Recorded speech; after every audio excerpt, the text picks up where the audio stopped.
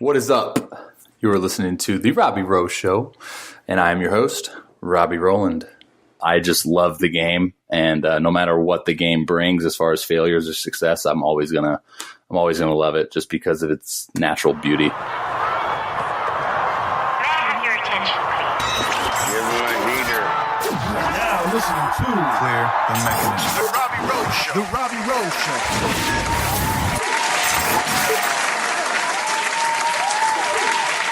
Yo, what is up, guys? So yes, you did just hear me in the soundbite.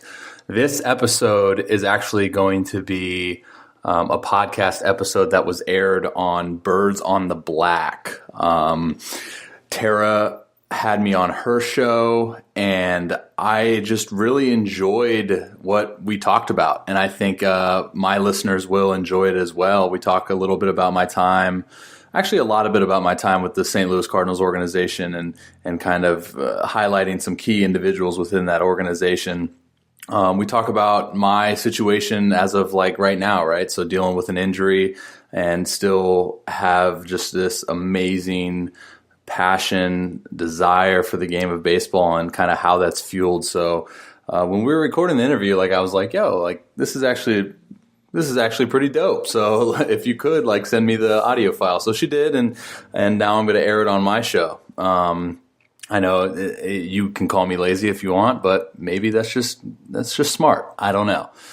But anyways, yeah, so this is me talking on basically a St. Louis Cardinals podcast. So hope you guys enjoy. So the actual episode is hosted by Tara Wellman. And I will link her stuff into the show notes. I'll link the actual podcast, Birds on the Black, in the show notes if you guys do like the way she does it, her podcast. Definitely a good setup, and I recommend you guys check that out, especially if you're Cardinals fans. If you're Cardinals fans and you're not listening to that podcast, what the heck? But anyways, yeah, she'll be hosting this episode, so don't get like confused if you hear me answering her questions and me not asking any questions, because that's usually how it goes. But might as well switch it up a little bit, right? So hope you guys enjoy this episode. I appreciate each and every one of you guys for being active listeners, and I think that's all I got. So here is the Birds on the Black podcast with myself. All right, let's get to it, guys. We are kicking off the year by throwing it back a little bit to the days where Robby Rowland was in the Cardinals organization. First of all, Robby, thanks so much for being here. How are you? Oh, no. Hey, thanks for having me. I'm doing absolutely great. It's like 14 degrees in Colorado. So had a nice morning, and just ate. I'm actually doing very well. I'm excited to talk for a little bit. So I appreciate you having me. Awesome. Well, you are in Colorado, which is a bit of a change for you, but let's sort of remind our listeners about the journey that you've been on in this game. So started out with the Diamondbacks, spent a little time with the Pirates, then ended up signing with the Cardinals in 2015, which is when I became familiar with you a little bit, because I work covering minor league baseball in the Midwest League, which is where you landed with the Cardinals for a while, spent some time in Peoria. But since then, you've moved on to a number of different teams, a number of different situations, of course, recently dealing with an injury. So kind of just give us an update. Where are you now besides Colorado, and what's going on in your baseball career? Oh, wow. How much time do I have? Like you said, it's funny that I say, like, speaking of cold, right? Peoria, Illinois was the first experience that I had with like playing baseball in drastic coldness, if that's even a phrase. Spring baseball there. Pretty miserable. Oh man, I was like, oh man, because I had never, like, I've always been like in Arizona or like somewhere else. I don't know where the heck I've been, but mostly warm places. But Peoria it was a good experience, right? We grow from those experiences. So yeah, that was a great time. Spent that was my first year with St. Louis. 15, I spent time in Peoria, Palm Beach, Springfield. 15 was a crazy year too, because I was just coming off being released, kind of having to reinvent myself as a pitcher, getting back to my roots of what made me successful originally and back in high school, and totally revamped everything, man. And 15 finally had a good year. Ended up getting invited to the fall league by St. Louis. Ended up signing a free agent deal with St. Louis for that next year. 15 was a really good year, statistically speaking, for my career in baseball. And then went in the fall league. Beginning of 16, I'm like 3 days away from going to my first major league camp, like big league camp. Like it was, everything was kind of going on the up and up. I'm like 3 days away, and I go to throw like back home in California, and it hurt so bad. Like my elbow was killing me, and I woke up the next day and it was the same thing. And long story short, I called St. Louis. They flew me out there and got a MRI. They found that I had bone spurs, had to get surgery like that next day. Ended up missing like 5 months of that. Obviously missed big league camp and then missed 5 months of that season, came back middle of July. Took me a while to kind of get back, and finally got my feet under me. Pitched pretty decent. Like I'd say that will last like 6-8 weeks of the season. Ended up going to Puerto Rico for winter ball. And I think my first day in Puerto Rico, I got a call from St. Louis saying they wanted me back and they were going to sign me to another deal and invite me to a big league camp again. So, it was great opportunity. So obviously agreed to terms there. Played a couple months in Puerto Rico, had a good winter ball. Beginning of 17, go to big league camp, and I think I had like 2 or 3 outings. Obviously, being like my first time there, I was, I think, second cuts. Came down to minor league camp, thinking like, okay, just get the innings or whatever, and then kind of out of the blue.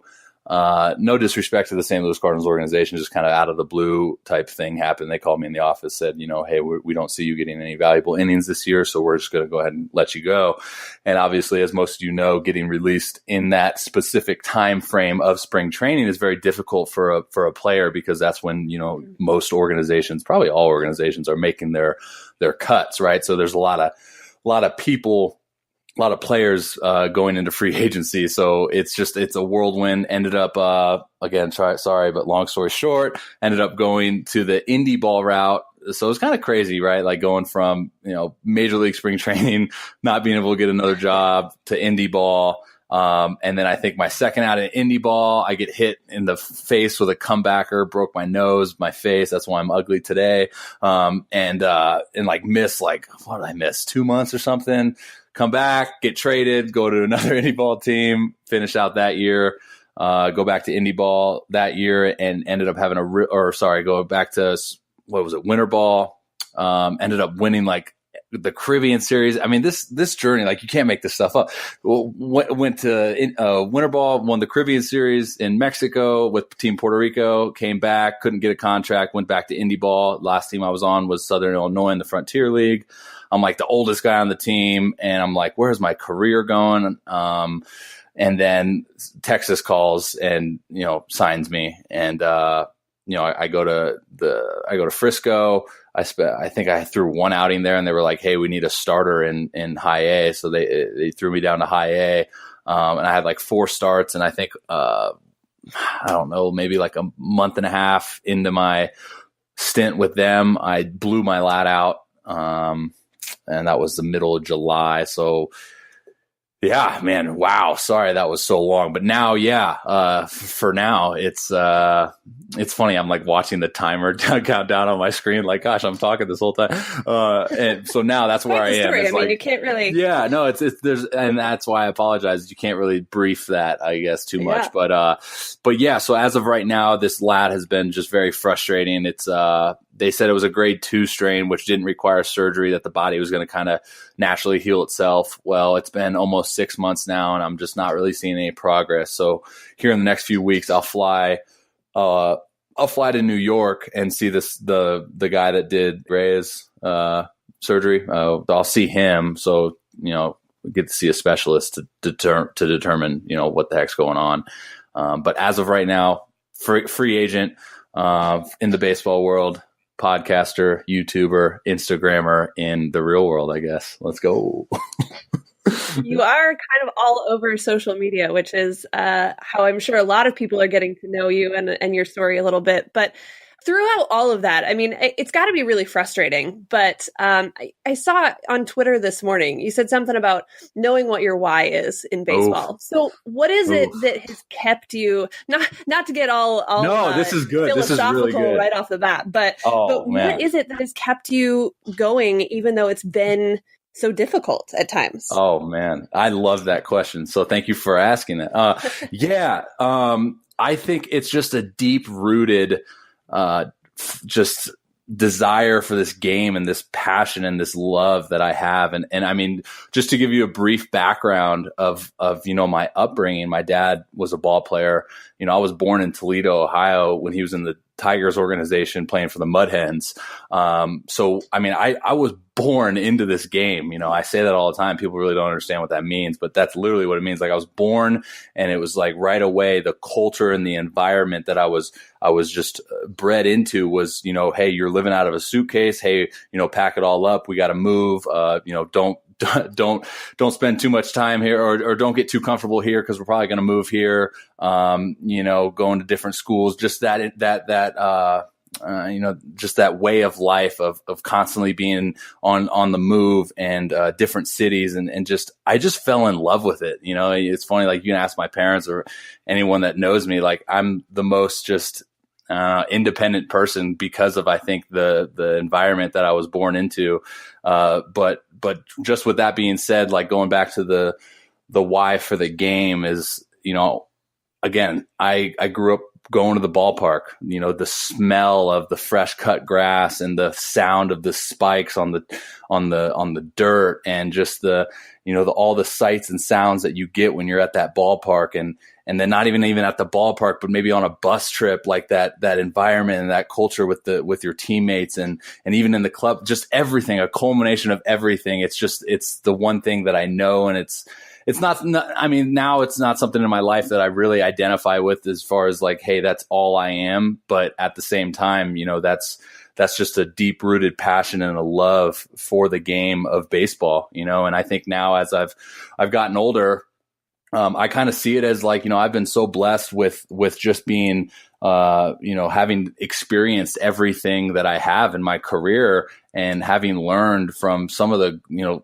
greats, great players, great mentors, instructors, coaches, that, who am I to not give that back in some capacity. Right. And I think the first thing people think about when they think of this new age millennial, society is like social media. So now I have that ability to kind of give back to the other individuals that are willing to seek out information. So, totally forgot what your question was, but I think it was somewhere along the lines as like, where's my how does my passion lie? So, I mean, that's literally the best I know how to explain it. So I get passionate about it. So I just start spitballing, but, in layman's terms, I just love the game. And, no matter what the game brings, as far as failures or success, I'm always going to love it, just because of its natural beauty, I guess.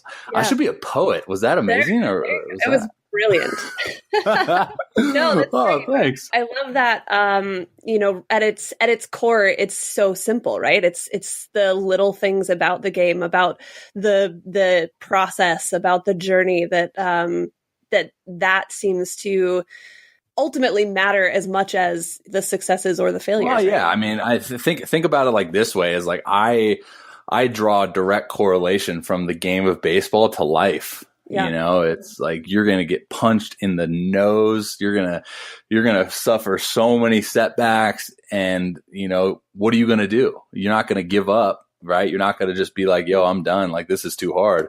Like, you're going to find a way. You're going to find a way to beat it, or at least compete with it. And I think that's something that, baseball has shown me over and over again, is like, I could be on a all-time high, right? Like, I could, I can be getting that call to say, hey, Robby, you're going to the fall league. Hey, we're going to sign you to a free agent contract. We're going to pay you a little bit of money, and like, you're going to be on that high. And then, 4 months later, your arm can't straighten, and that's probably not good. So then you get all the way down low. So it's just that humble ground, right? Finding that middle ground of like, okay, who am I? How am I going to respond? And then I think one thing that I'm truly passionate about that baseball has taught me is the ability to control my perception and the way that I perceive things in life. now today is from the game of baseball. So, if you would have talked to me in high school, I probably wouldn't have had this, stoicism approach to life. I would have just been like, yo, look at me. I'm 18 and I'm tall and I got long hair and I'm hot. Like, let's go. But now I'm just more of a philosophical approach, if you would. Right. Yeah. This got deep real quickly. But I love it. I love it. Yeah. It's great. So let's take a little bit of a different course here. You mentioned the lat injury. That seems to be such a tricky injury to figure out for a lot of guys. I mean, I know you've mentioned how complicated that process has been for you. The Cardinals have had several players in recent past, of course, Alex Reyes, with the severe lat injury. Carlos Martinez spent some time down last year, and there have been several guys in previous seasons as well, that it just seems like it's really hard to sort of get a handle on how to best recover from that. What has been sort of the biggest challenge in this process for you with this particular injury that can be so frustrating? Yeah, I think it, and again, I could be totally wrong, but just kind of the simplistic mindset of myself in trying to interpret everything that's going on is like, I just kind of think that we don't know a whole lot when it comes like the lat. Obviously that's not taken away from any of the doctors or anything that are dealing with it. I just think as far as like a baseball related injury goes, what do we see typically, right? We see shoulders and elbows. And I think over time we got very good at dealing with those. And I think now as you see just a higher demand for velocity. We can dive down that rabbit hole later, but people are throwing harder, right? And I think the lat being a very decelerator dominant muscle, it's taken on a high load, right? And I think the most frustrating process for me is I didn't know, right? Like I wasn't I wasn't in the know as far as how the lat operates. Cause again, like I say, we know the elbow, we know the shoulder, the rotator cuff, like we know how all those things operate. When it comes to the lat, it was kind of like, well, what the heck? Why is that hurting? Why is it freaking broken or whatever? And the frustration has come from the inability to really hammer down, the cause and like why every time that I sneeze, cough, flex, pull, like why is there a drastic amount of pain? Because I've done like 11 MRIs in the past 5 months, and every time I've gone to do another MRI, it's gotten better and better and better. And then my last one that I did pretty much said I was 100%. So now it's a question of what, right? Like why is structurally you're fine? Why is everything in place? And now why is my body telling me that I have pain? So it's just diving down a bunch of different avenues as far as finding out why. So is it a sensor input in my brain telling me that you have pain because maybe you just dealt with it for so long and now it's not going away? Or is it, is it a compensation issue? Is it a lack of recruiting specific muscles to handle, the load that the lat sometimes wants to take over? It's a big old pile of freaking mess, and we're just trying to figure out why. And at the same time, learning from this experience, trying to find the good in it, trying to controlling perception, right? So I think just by being hurt these last 5 months, it's been sucky. I missed the rest of last year. I'm a free agent that's hurt, probably, behind the 8 ball here. But at the same time, I've gotten to move out to Colorado to work with an individual that has taught me a ton about the strength and conditioning and just that whole world. And I've gotten to up my podcast game. I've gotten to talk to you. There's a lot of good things that come from just the injury. But again, it's trying to control the perception in a tough situation. Yeah, well, it's a process, I'm sure, that everyone's trying to figure out, because I would imagine it's a different process for everybody too. But Robby actually talks a lot about that on his podcast, as you mentioned. I'm going to plug that for you. Let's go. You should all go listen. to Robby's podcast. Lots of good information for athletes, but also just really interesting if you're in the world of baseball and you want to kind of know from the perspective of someone who has had this crazy long journey through it. One other thing about Robby's podcast, if you have missed it, is that he has talked to one Jack Flaherty a couple of times on their show as part of the Robby Row Show. Let's talk a little bit about some of these guys with St. Louis that you had the opportunity to play with, to get to know, who are still in St. Louis, one of them being Jack Flaherty. You played with a handful of these guys, right? Yeah. I mean, that was the cool thing, right? Like, I mean, that first year in Peoria in 15, like, I mean, I'm going to probably forget people, but it was, Flaherty, Gomber, me, Mercado, I feel like there was a couple of, and then towards the end of the year, Bader, DeJong, and like, I mean, yeah, like that's the coolest thing I think about baseball is that, you can see them at a low level, not low level, but like, lower minor league team. And then you just watch their progression, you see how they progress. And I think, that was the coolest thing for me, is seeing that and, first getting introduced to those guys and just seeing the character. I want to take this time and I want to throw kudos to the St. Louis Cardinals organization. That organization alone, they just do so many things right. And I don't think I have to say that for people to go, oh yeah, he's right. But like, I think it's known, but they just, not only do they get great ball players, but they get great people too. Like, I mean, I can't even begin to talk about how many close relationships that I still have with people in that organization, just from being genuine good dudes, Flaherty being one of them. And it was funny, like right when I first met Flaherty, it was kind of like, I mean, no disrespect. That's my guy. Like, I love this kid, but you meet him and he's like, who is this guy? Like, he's just kind of like mellow, like he's all nonchalant, like just being himself. And of course, me and my personality, like I want to get to know this kid. So I'm like super loud and exuberant. And then next thing you know, like him and I are this very similar people. Like we're passionate about similar things. And so it's funny, right? Like, so when the whole podcasting thing came up, like he was one of the first guys I called. And I was like, yo, like, I want to get you on one episode, like, just come on. And it was funny. It was after his game at Dodger Stadium. I think he went like 7 shutty or maybe 1 through a gem. And like the next morning he was on my show. And I mean, it's just so cool, right? Like just such a down to earth guy. And after we hung up and the show got over, like he texted me and was like, yo, that was so much fun. We need to do that, anytime I have free time. So that's kind of where it's progressed thus far, is like, I just tell him like, hey, I'm going to do a separate segment on my show. If it's fair, it's gone. Basically, we talk about anything and it's fair.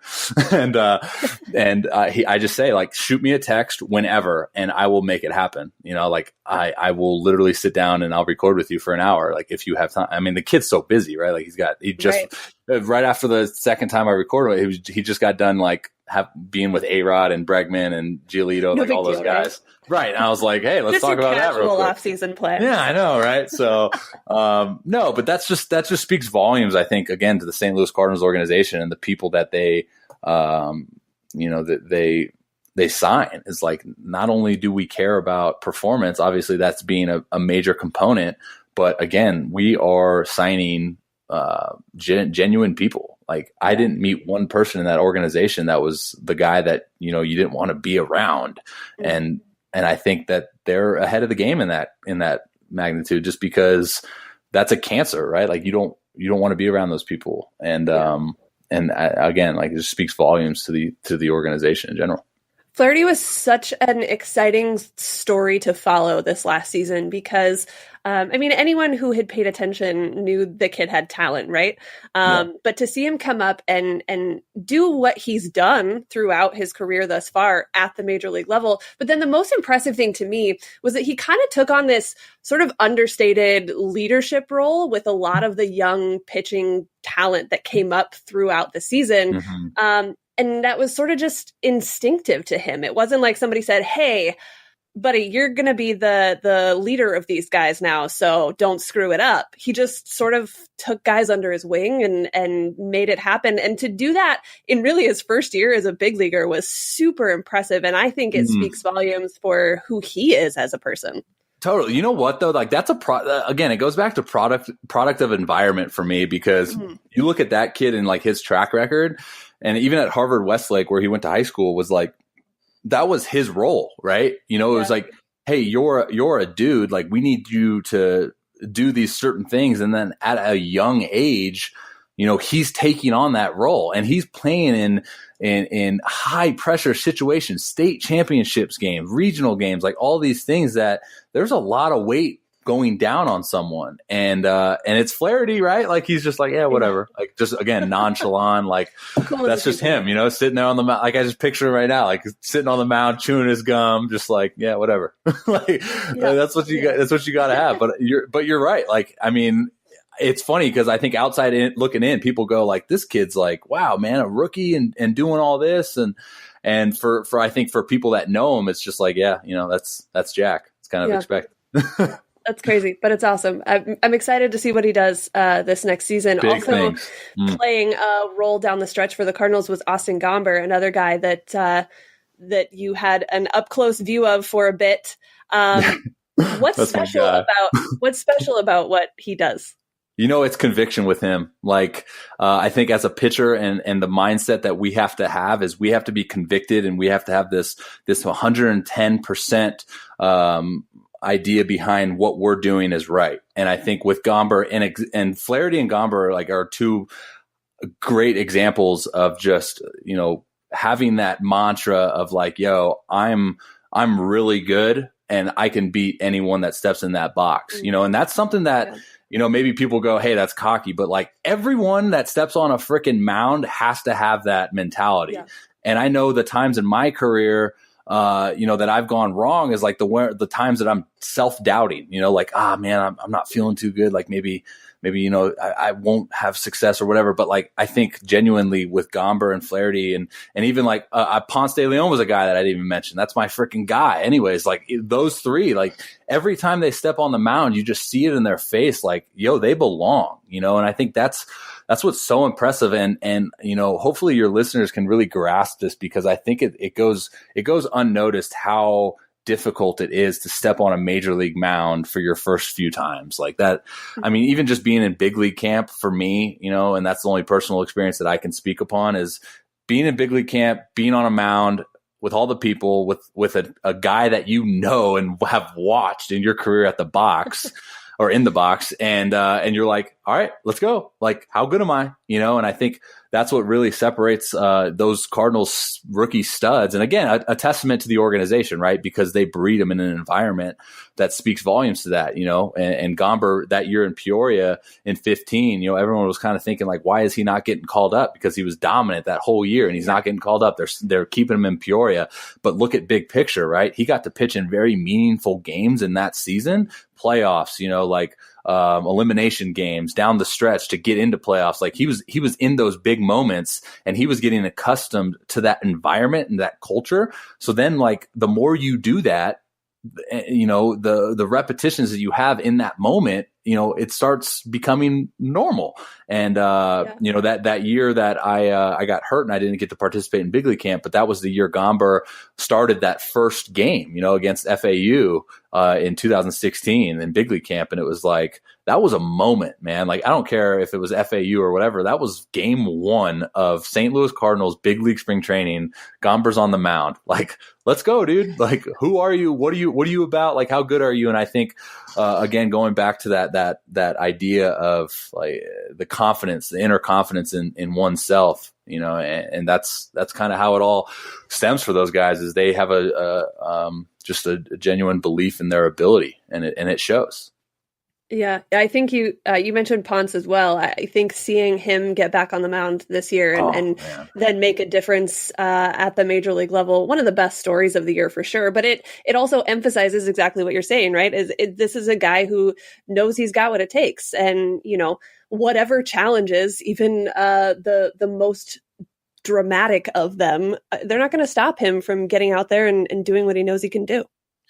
No doubt. I mean, shoot, we can have a whole show on Ponce's journey. Like that would be a great guy. He will not come on my dang show. He like what? Like him and I mean, like we're really tight, and he's one guy that's like, yo, I don't like talking, like I'm like, bro, like we talk on the phone. It's the same thing.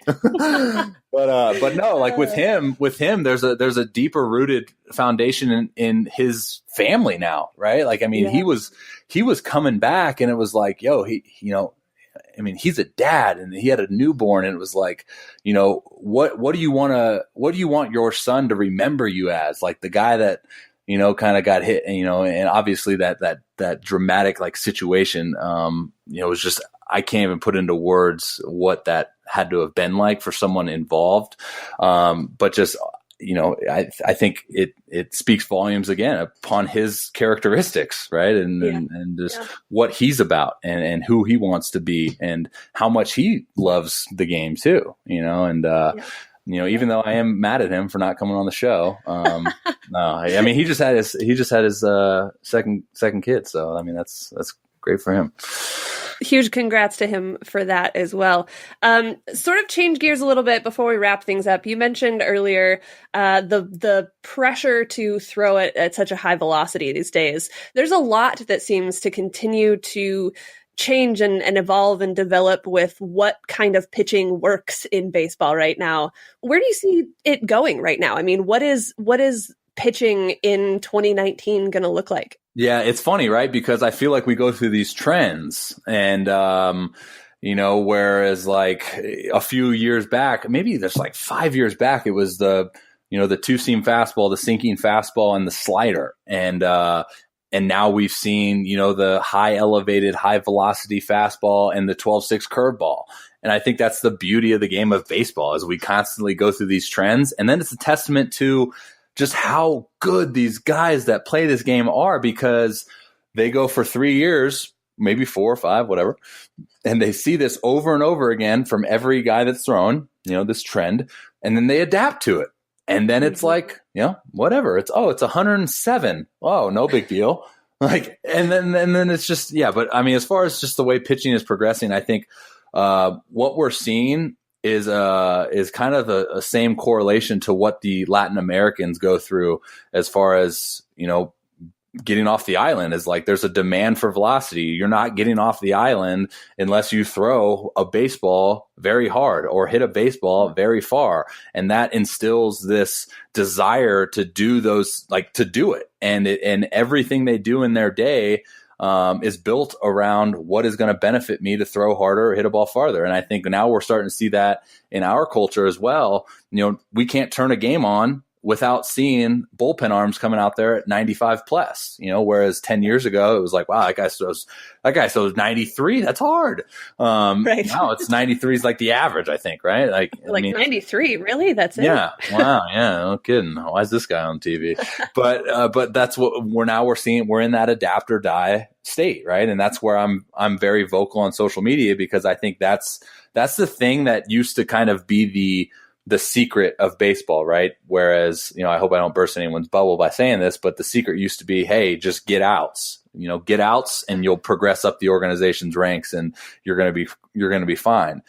Well, the secret was like, you weren't, there's a way that you have to go about getting the outs. You obviously have to produce stuff, like your stuff has to jump off the page for someone to go, this guy's legit, or you get sexy outs. You get a lot of, strikeouts. And I think that's where we're starting to see data analytics jump in as far as, if the guy throws 92, but he's got a 2,700 spinning fastball, then that's pretty sexy, right? Like he has a pitchability in that regards.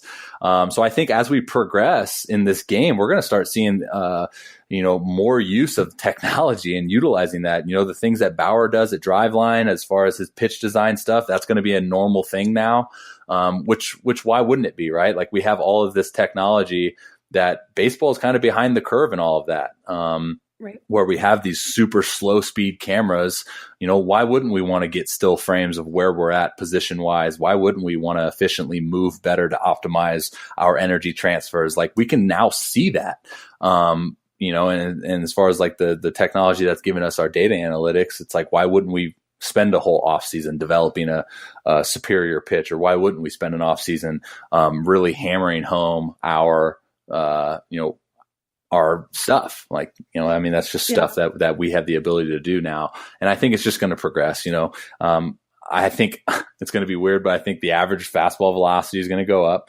I think we're going to also start seeing more research come out about, curveballs don't produce elbow injuries or whatever, or sliders don't produce this. So then, I think we're already starting to see the trend as far as more breaking ball pitches. That's probably going to increase.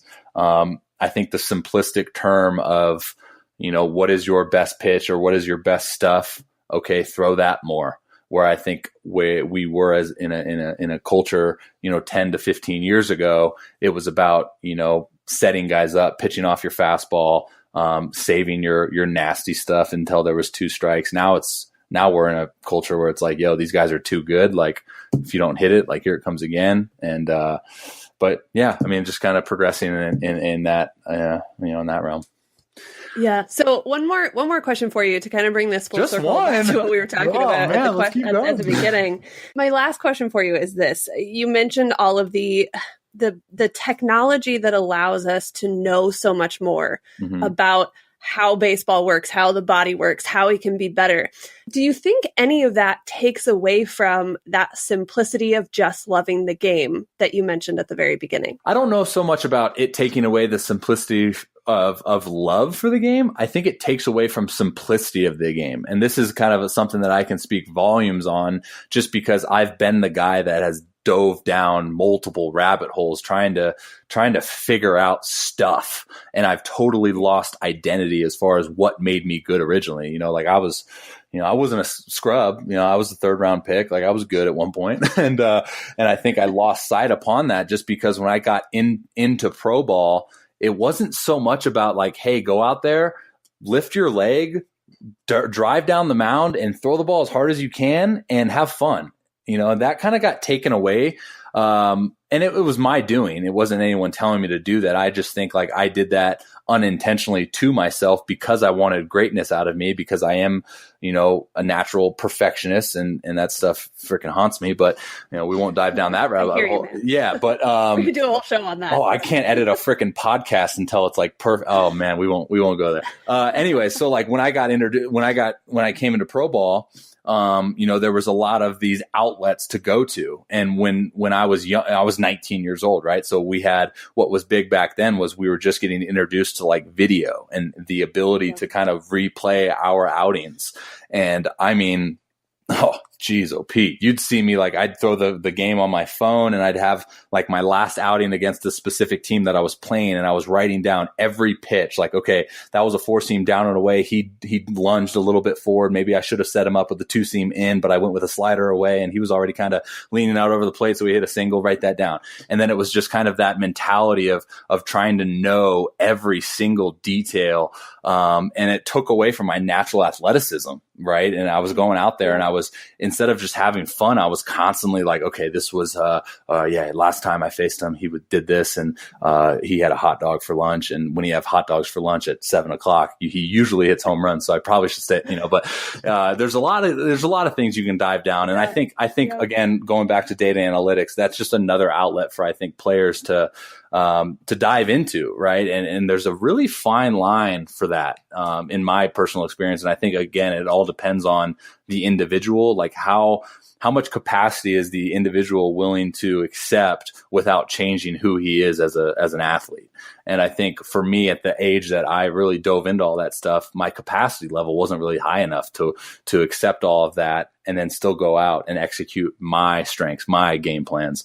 And with data analytics, obviously, it's giving you a lot of information for you to be like, okay, what's this mean? Right? Like how can I change and optimize and go about this to where I'm bettering myself as a pitcher?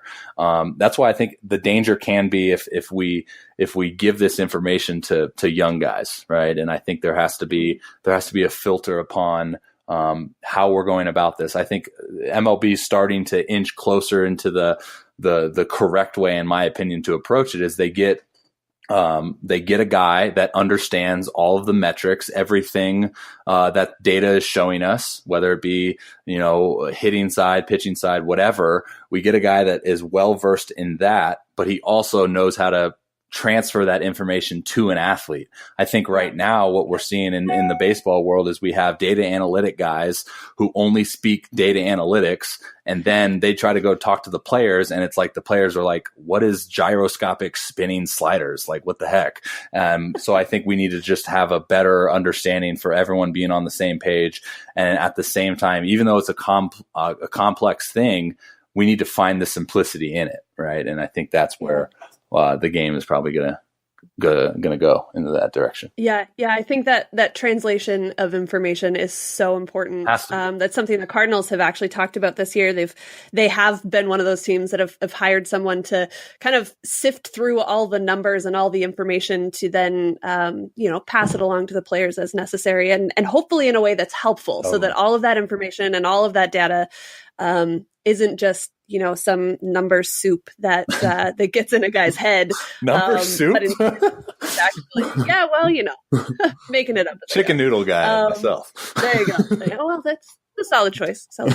But anyway, it's I think that's a great perspective, and I think it's so. Like I said, I work in the minor league circuit, and I see guys all the time that want that information, but I think what you do with it is so. We all want information, right? Like, right. That's I think that's the one thing about the dynamic from the minor leagues to the major leagues. Obviously, rightfully so too. You have this dynamic in the big leagues where it's like, hey, if they want information, they get it from information, right? It's at their fingertips. Like, let's go. In the minor leagues, it's kind of there's some things being withheld, and if it's not being withheld, it's given to you. I've had an organization, I won't name the names of an organization, but like after an outing, they put a piece of paper on your table or your chair at your locker, and it's got all your data analytics from the night before that you pitched. And there's no one there saying like, hey, like this was that. We like this. Yeah. You should do this to maybe increase that. And you're kind of left with, okay. And that stuff doesn't go away. It's not something that you can just look. Oh, I'm sure. It's not something that you can just look at that and forget it. Like subconsciously, you are going to remember that your curveball the night before was a certain spin, a certain gyroscopic spinning thing. And, it was this miles an hour. And then maybe somehow subconsciously that takes away from that pitch. But I think at that same breath, well, especially if you don't know what it means, right? Totally. If you're looking at all this information and you're like, well, this apparently means something about my curveball, but I don't really know what it is. So I'm going to throw it and be thinking about that every time I throw this pitch. Totally. Yeah. And I mean, that's, it's as athletes, I think and again, there's probably like a 5% of the whole population of athletes that can dive into the thought of what they're doing and be successful. But I'd say majority of individuals that compete at a high level is you have to throw thought away. You have to find flow state. Like you have to find the ability to just focus on breath, trust your instincts, trust the work that you've put into that time, and just go out and freaking dominate, and I think that's so easy said than done, right? But it's what we have to do as athletes, especially when we're talking about Busch Stadium, 50,000, screaming, and like a Paul Goldschmidt at the dish, that's when we're like, if we get into that thought of crap, when I was 11 years old, I saw this dude hit a ball 600 feet on TV. We have to get that out of our head and put away thought and go like, all right, let's go, let's breathe and let's dominate. Man, it's a constant process. That's for sure. That's the beauty of it. It is. It really is. You've never learned as much as you need to know, right? Oh man, I know that's a whole nother thing we could dive into is process. Right. Why I love that. We'll save that for next time. Sounds good. Well, I appreciate you taking some time this morning. This was fun. Yeah, these are always fun. I mean, come on. You get to talk into a cool microphone. Sit around talking baseball, right? I mean, yeah, what's better than that? No, I appreciate you having me on. That was really fun. Thank you for the opportunity. Of course, yeah. And remind everybody where they can find you. It's pretty much everywhere, right? Yeah, I'm nowhere. You can find me on MySpace, LinkedIn. No. Yeah. If you find Robby on MySpace, you win that's a so prize. funny that you say that, because I have a MySpace, and I was just talking yesterday about I want to know my password. And even my email address for my MySpace, because I think there's some gold in there. Anyways. Oh, probably. Yeah. So for those of you who are listening, I'm not active on MySpace, but you can follow me on Instagram, Robby Row 12. That's Robby with a Y. Twitter, Robby Row _12. Again, Robby with a Y. My podcast, which is on SoundCloud, Spreaker, Stitcher, iTunes, YouTube. You can find that. Just type in The Robby Row Show. Again, Robby with a Y. Don't spell it IE, because everyone did that growing up, and somehow I got to a point where I didn't like it, and I get mad when people do that. Where else am I? YouTube. Just type in Robby Rowland. I got a show coming out. I've already actually produced. It's called Inside the Baseball Mind. Basically what it is the video series, obviously, with YouTube. And we're just going to be going over for pitchers. I'm going to talk to them about pitch grips, how they throw it, what's their mindset when they throw it, how they come about, how they find the grip. And then with hitters, just talk, swing mechanics, mindsets, all of that good stuff. So I'll bring that I'll bring that to life on YouTube, which you can't do on a podcast. So I think that'll be another good outlet. So you guys can follow that on YouTube. If you guys go to my Instagram page, Robby Row 12, that URL, the link on that page will take you to a link tree that has pretty much all my links. And you can guys go ahead and check that out. And I think I'm done plugging myself. Yikes! I shouldn't have taken so long. No, there's a lot of good information out there, man. Yeah. I know a lot of people are enjoying it, and I hope that some of our listeners will head over your way as well. So we'll have to do this again sometime. Totally, I'm totally down. Awesome! Thanks so much. All right, thank you. All right, dudes. Well, I know probably not a lot of you listen to the very end of my show. But I'm going to challenge you. For those of you who do listen to the end of the show, I have a challenge. Go to your podcast app. You're on your podcast app. You're listening to my show. When I'm done speaking, go to your podcast app. If it's Apple Podcast, go to the bottom right where it says search. You'll click that search bar.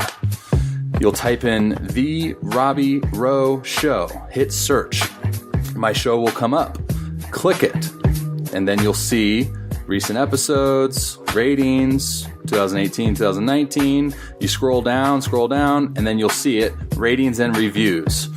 Well, you have an option to click amount of stars. I encourage you to click 5, but it doesn't matter. It does matter. I lied. Go ahead and give me a review. Click the stars. Scroll down a little bit more. You'll see a tab that says write a review.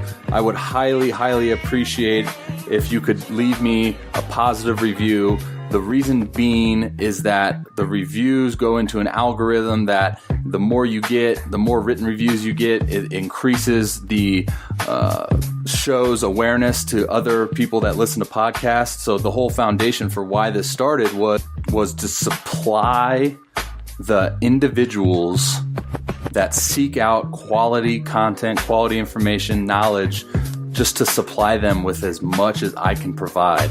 So by you leaving me a review, you could potentially have someone see my show that maybe wouldn't have seen it, and then therefore get some information, a guest, maybe from me, doesn't matter. If they get the information, they utilize it, then they can be a better individual.